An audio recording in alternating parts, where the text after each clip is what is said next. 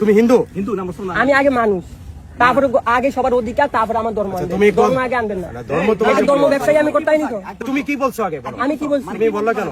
আমি কি বলছি? গির্জা নির্মাণ করব, অবশ্যই করব। যদি একটা মসজিদ তাহলে গির্জা করার অধিকার আছে, এটা হিন্দু ভাই বলতে এটার মধ্যে গির্জা করবা? এটার ভিতরে না, এর পাশে করব। আমি পাশে করবা কেন? অবশ্যই করব। তার না মসজিদ করতে গির্জা তো এখানে আছে, তার না তো মসজিদ এই পাশে আছে।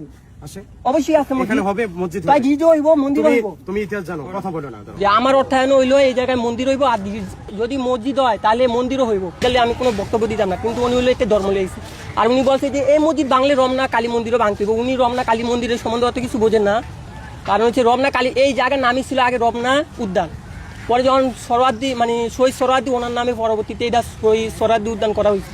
কিন্তু উনি ওই দিনটা বলো যে যদি এই মসজিদও ভাঙে তাহলে ওই মন্দিরও ভাঙতে হইব। মানে ওনার ভিতরে আসলে একটা ষড়যন্ত্র কাজ করতে আসছে।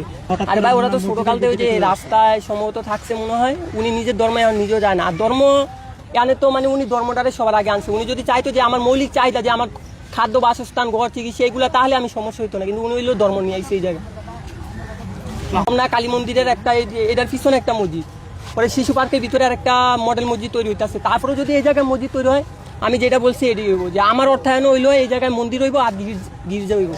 এখন যদি কেউ পাশে থাকুক কিংবা না থাকুক।